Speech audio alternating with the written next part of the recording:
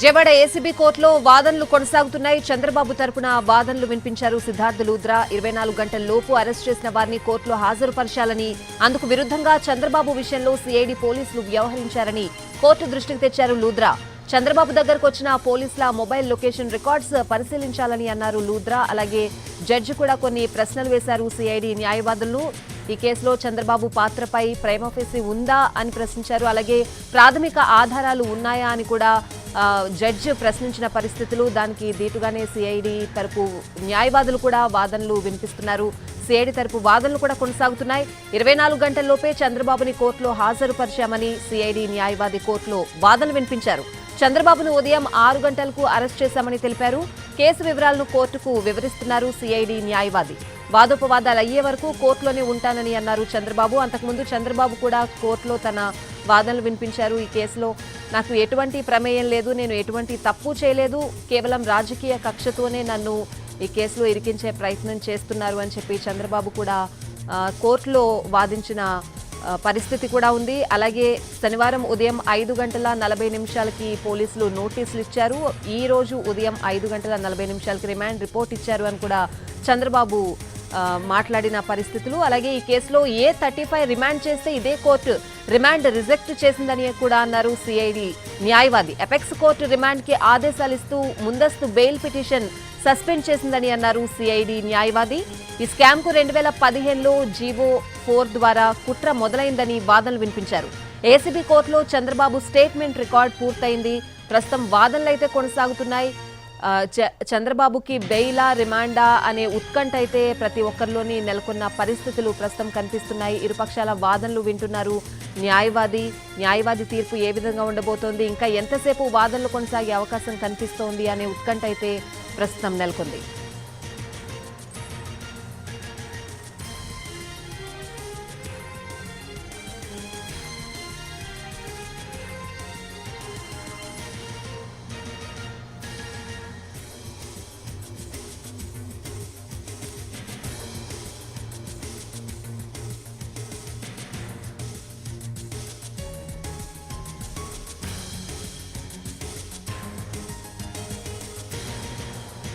Vijayawada ACB కోర్టులో వాదనలు కొనసాగుతున్నాయి. చంద్రబాబు తరపున వాదనలు వినిపించారు సిద్ధార్థ లూద్రా. 24 గంటల లోపు అరెస్ట్ చేసిన వారిని కోర్టులో హాజరుపరచాలని, అందుకు విరుద్ధంగా చంద్రబాబు విషయంలో సిఐడి పోలీసులు వ్యవహరించారని కోర్టు దృష్టికి తెచ్చారు లూద్రా. చంద్రబాబు దగ్గరకు వచ్చిన పోలీసుల మొబైల్ లొకేషన్ రికార్డ్స్ పరిశీలించాలని అన్నారు లూద్రా. సిఐడి తరపున వాదనలు కూడా కొనసాగుతున్నాయి.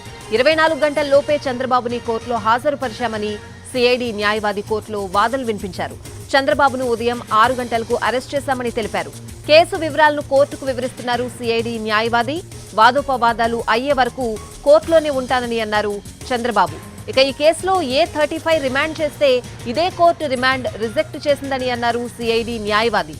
అపెక్స్ కోర్టు రిమాండ్ కి ఆదేశాలిస్తూ ముందస్తు బెయిల్ పిటిషన్ సస్పెండ్ చేసిందని అన్నారు సిఐడి న్యాయవాది. ఈ స్కామ్ కు 2015లో జీవో 4 ద్వారా కుట్ర మొదలైందని వాదనలు వినిపించారు. ఏసీబీ కోర్టులో చంద్రబాబు స్టేట్మెంట్ రికార్డ్ పూర్తయింది.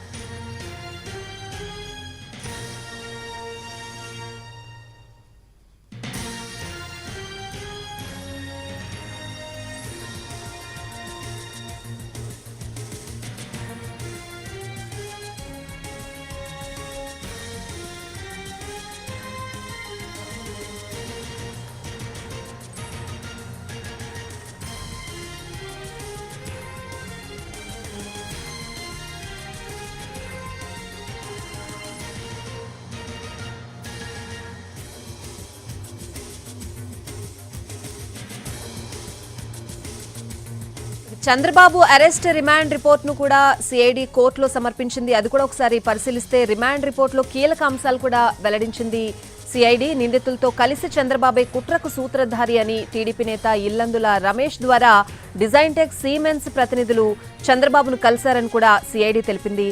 కేబినెట్ తీర్మానాన్ని పక్కన పెట్టి గంటా సుబ్బారావు, లక్ష్మీనారాయణ లాంటి అధికారుల ద్వారా బాబు కుట్రకు పాల్పడ్డారని సిఐడి రిమాండ్ రిపోర్టులో పేర్కొంది.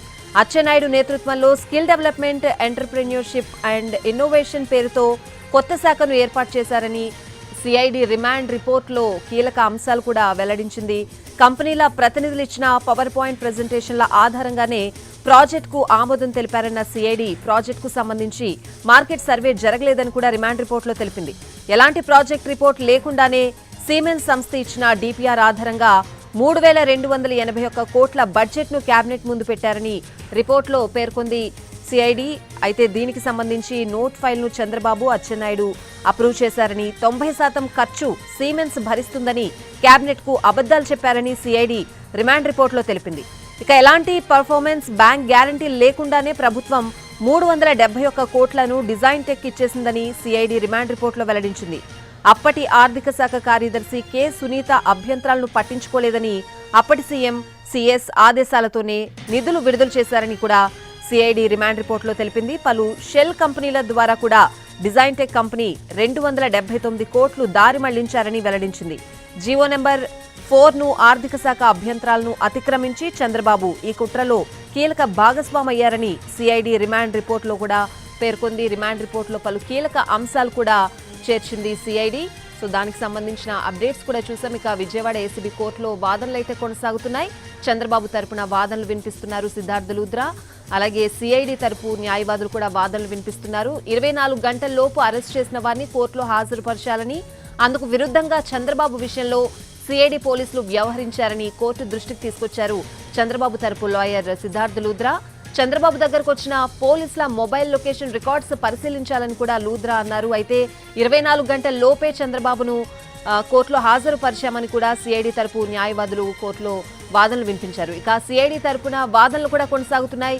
24 గంటల లోపే చంద్రబాబుని కోర్టులో హాజరుపరిచామని సిఐడి న్యాయవాది కోర్టులో వాదనలు వినిపించారు.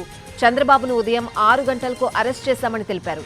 కేసు వివరాలను కోర్టుకు వివరిస్తూ ఉన్నారు సిఐడి న్యాయవాది. వాదోపవాదాలు అయ్యే వరకు కూడా కోర్టులోనే ఉంటానని అన్నారు చంద్రబాబు. అంతకుముందు చంద్రబాబు కూడా కోర్టులో తన వాదన కూడా వినిపించారు. ఈ కేసుకు తనకు ఎటువంటి సంబంధం లేదు, నేను ఎలాంటి తప్పు చేయలేదు, కేవలం రాజకీయ కక్షతోనే ఇందులో నన్ను ఇరికిస్తున్నారు అని చెప్పి చంద్రబాబు కూడా కోర్టులో న్యాయమూర్తి ముందు మాట్లాడిన పరిస్థితులు కూడా ఉన్నాయి.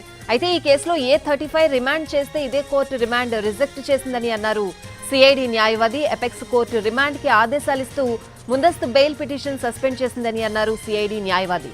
ఈ స్కామ్కు 2015లో జీవో 4 ద్వారా కుట్ర మొదలైందని వాదనలు వినిపించారు.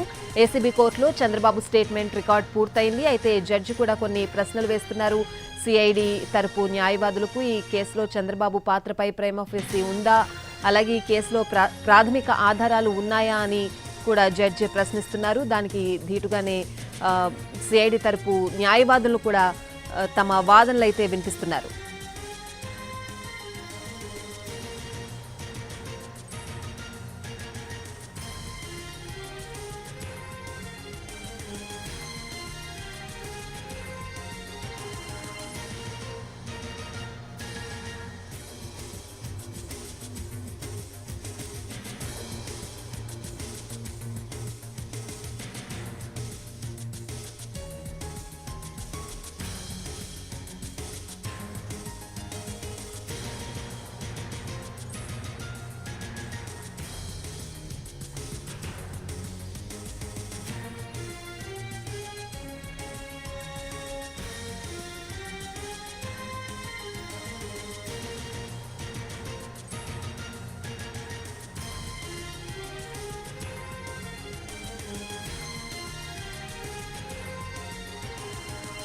విజయవాడ ఏసీబీ కోర్టులో వాదనలు కొనసాగుతున్నాయి. మరో గంటన్నర 2 గంటల వరకు వాదనలు కొనసాగే అవకాశం అయితే ఉంది అని తెలుస్తోంది. చంద్రబాబు తరపున వాదనలు వినిపిస్తున్నారు సిద్ధార్థ లూద్రా.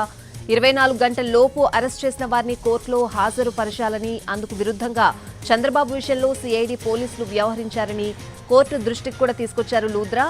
చంద్రబాబు దగ్గరకు వచ్చిన పోలీసుల మొబైల్ లొకేషన్ రికార్డ్స్ పరిశీలించాలని అన్నారు లూద్రా.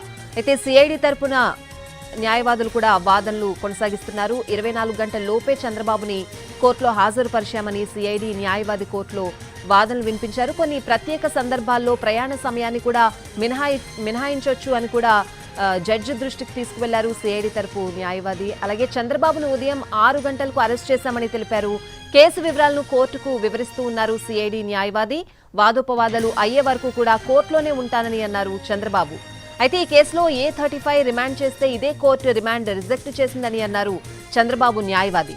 దీనిపై తర్వాత అపెక్స్ కోర్టు రిమాండ్ కి ఆదేశాలిస్తూ ముందస్తు బెయిల్ పిటిషన్ సస్పెండ్ చేసింది అని అన్నారు సిఐడి న్యాయవాది. ఈ స్కామ్ 2015లో G04 ద్వారా కుట్ర మొదలైందని వాదనలు వినిపించారు ఏసీబీ తరపు న్యాయవాదులు. అయితే ఏసీబీ కోర్టులో చంద్రబాబు స్టేట్మెంట్ రికార్డ్ పూర్తయింది.